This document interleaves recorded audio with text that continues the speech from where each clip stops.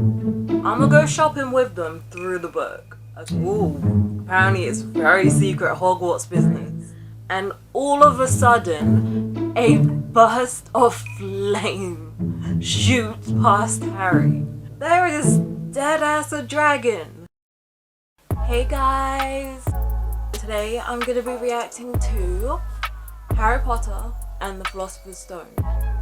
But first, if you're new around here, listen up, because I got a little secret to tell you. I'm not just any reactor.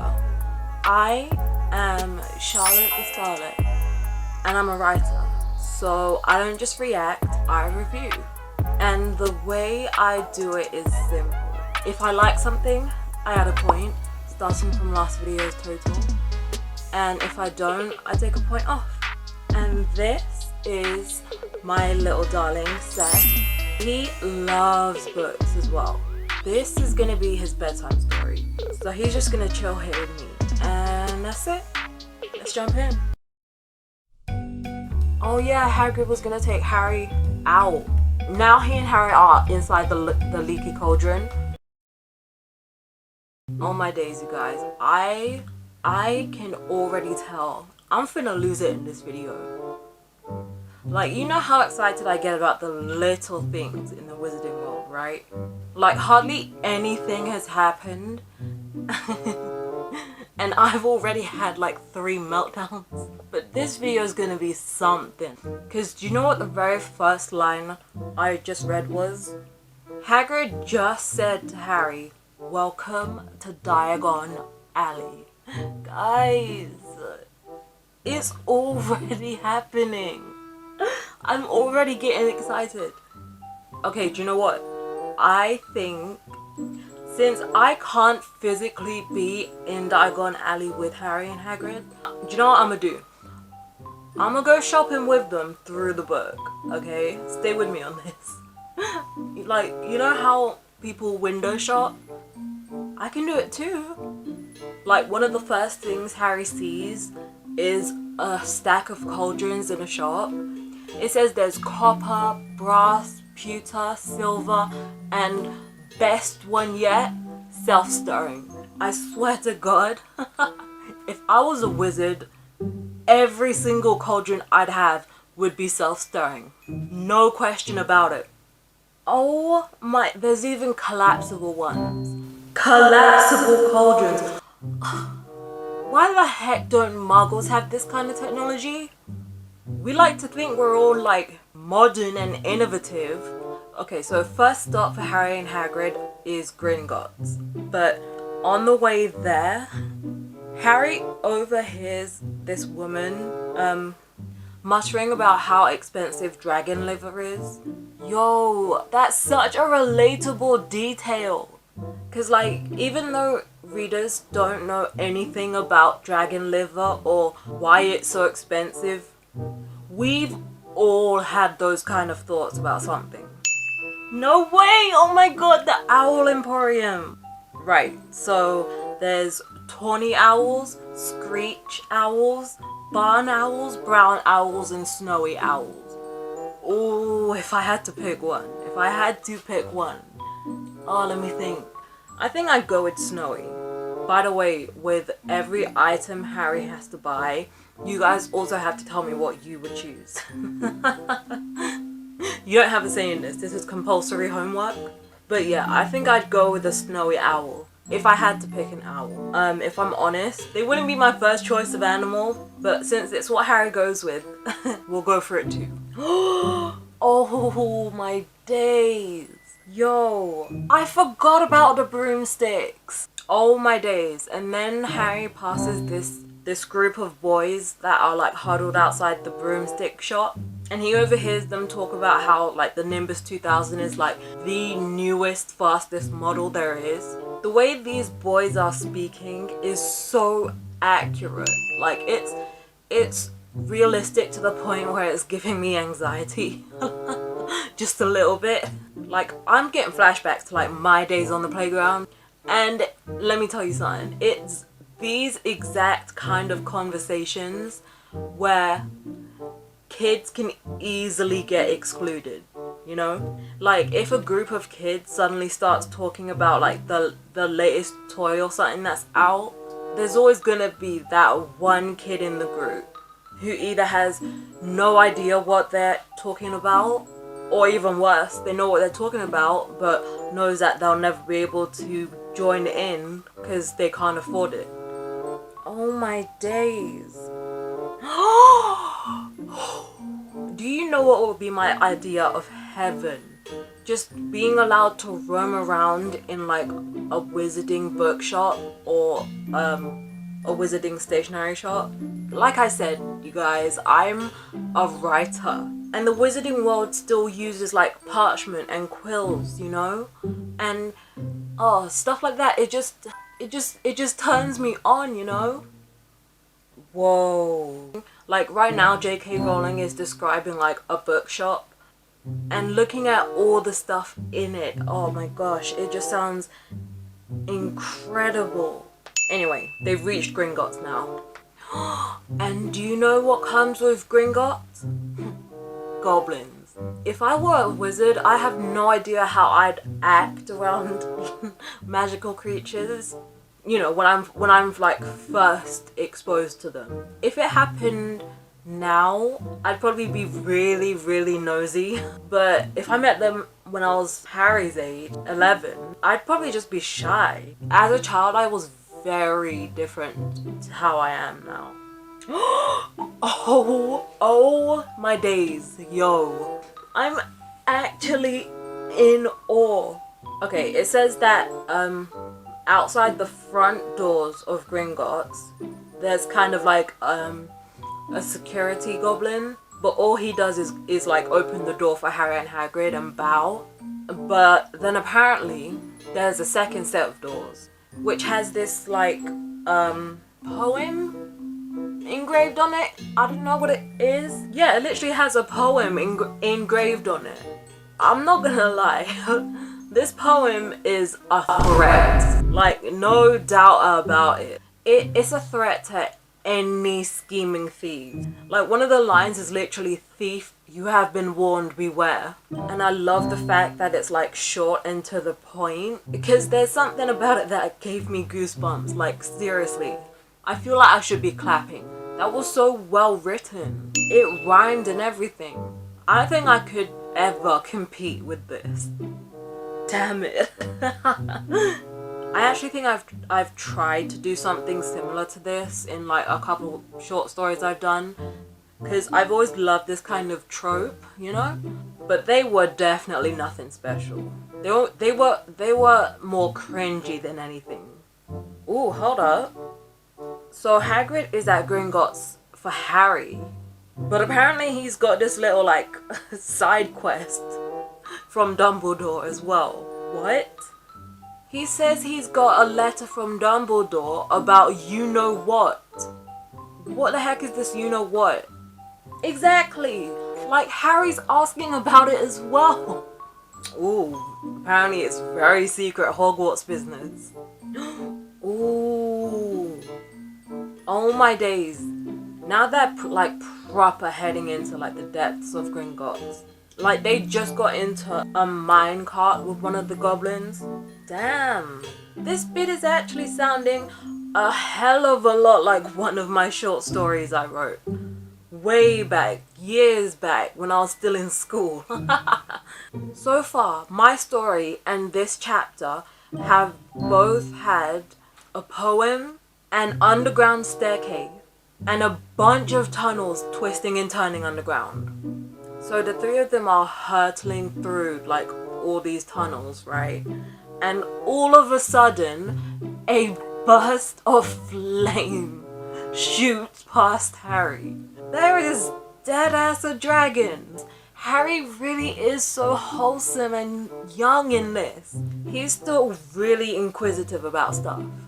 Like, he saw the frozen lake and he asked Hagrid what the difference between what did he even say? He asks Hagrid what the difference between a stalactite and a stalagmite is. Did you see how much I struggled? And you know what Hagrid said? One's got an M in it. Meanwhile, here I am, struggling to even pronounce the words. That awkward moment when you're dumber than the protagonist. Okay, they finally got to the safe. Hagrid's about to throw up, but they got there.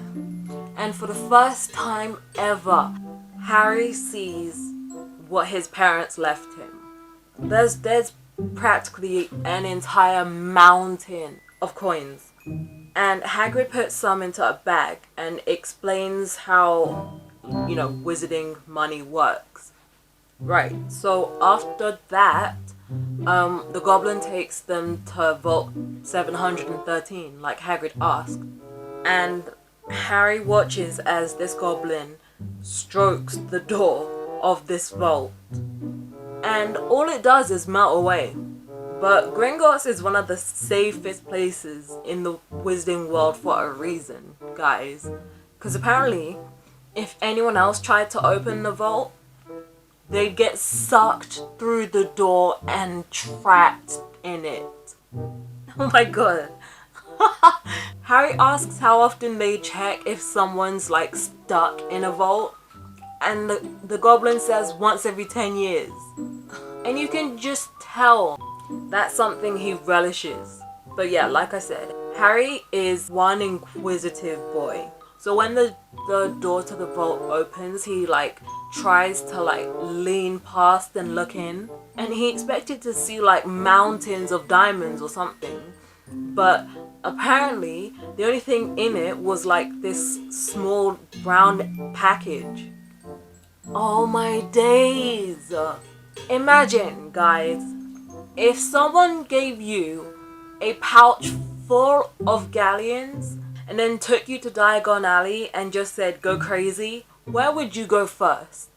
That's essentially what Hagrid just did to Harry. Oh yeah, but I have their shopping list as well. I forgot all about that.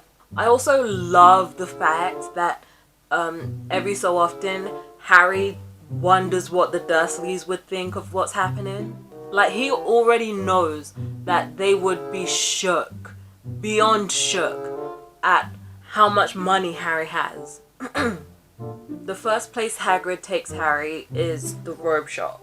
When they get to the robe shop, he tells Harry he wants to go get like a pick-me-up from the Leaky Cauldron. So he just leaves Harry alone in the shop. So when Harry enters the robe shop, Madame Malkin, the shopkeeper, or the owner, she welcomes him and takes him to the back of the shop where there's this other kid who's also buying stuff for Hogwarts. Okay, so it doesn't say who this other kid is, but he starts talking to Harry. He asks Harry if he plays any Quidditch, which Harry obviously knows nothing about. Who is this kid though? In his head, Harry says that the kid is reminding him of Dudley. Yo, this kid knows all about Hogwarts though. What kid doesn't, I guess? Because like, Harry's the exception, not the rule. Aww, but it says that the longer Harry talks to this boy, the stupider he feels. Because this kid knows all about Hogwarts and he doesn't know anything. Whoever this kid is obviously wants a scrap. Unbelievable. So now he is talking about like the Hogwarts houses, right? And he says he's hoping he gets put in Slytherin. Oh my days, it's Draco, isn't it?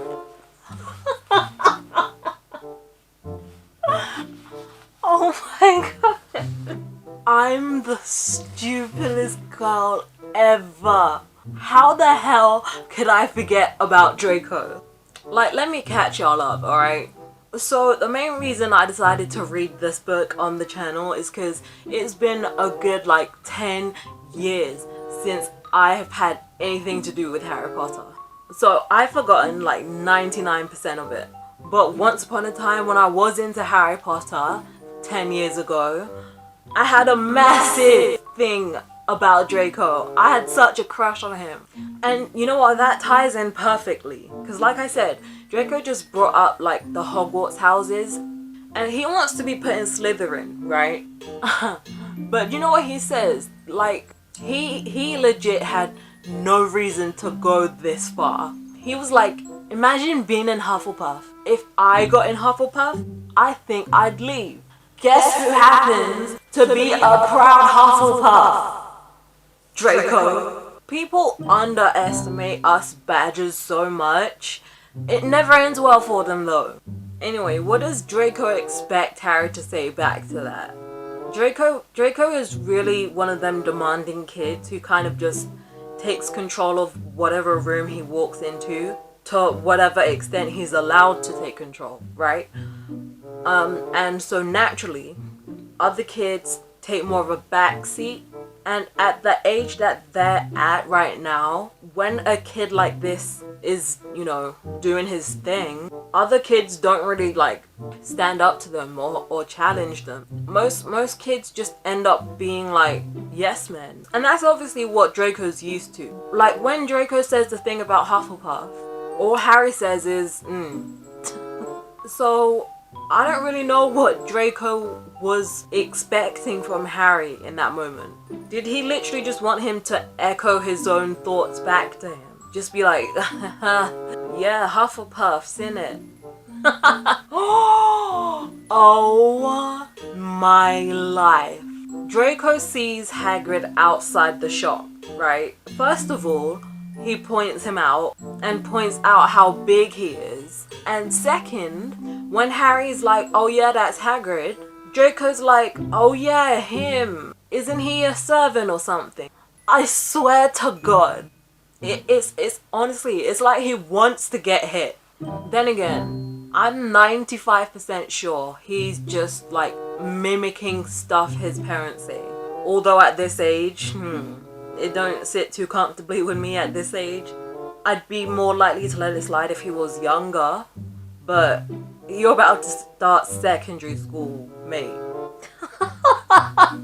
Oh my god, no. Okay, there's a line and we need to talk about it. When Harry tells Draco that Hagrid's the gamekeeper, Draco's like, yeah, exactly. He's a sort of savage, isn't he? Oh my life.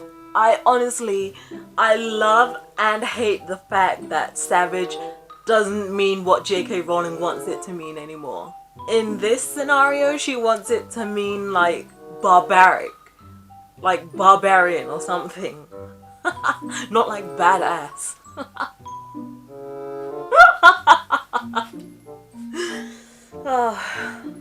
Yo, this conversation's a train wreck. Because not only did Harry dislike Draco from the start, because he reminds him of Dudley, when Harry admits that he likes Hagrid, Draco's like, where are your parents? Harry like wastes no time. He's just like dead. Oh my days. And when Draco hears that, he's like, oh, sorry. But they were our type, right? Bruv, how are you gonna... My mind's starting to change a bit. Like, Draco really doesn't know what he's talking about, does he? This sort of stuff it's just got to have come from his parents, right? But, and you know what? The fact that he's saying these sort of things at this age, first of all, I believe, is kind of setting him up to be kind of delusional. Or at the very least, prejudiced, you know? And then, he still ain't done. After that, he goes on to talk about how the other sort, i.e. Muggleborns, shouldn't be let in. Like, what year do you think it is, Draco? Oh man, damn it. Draco is whisked off right when he asks Harry what his name is. So he doesn't get a chance to find out that he's been mouthing off to the legend himself, Harry Potter. That's such good writing. Okay, you guys, that is where I'm gonna have to leave it for today. We are just halfway through Harry's trip to Diagon Alley, right? Make sure you are back here next time. I hope you guys enjoyed this video. If you did, give that like button a little kiss. and subscribe to become a starlet. Don't forget to follow my Snapchat, my Instagram, my Twitter.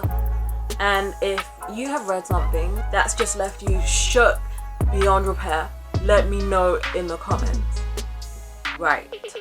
I'll see you guys later. Bye.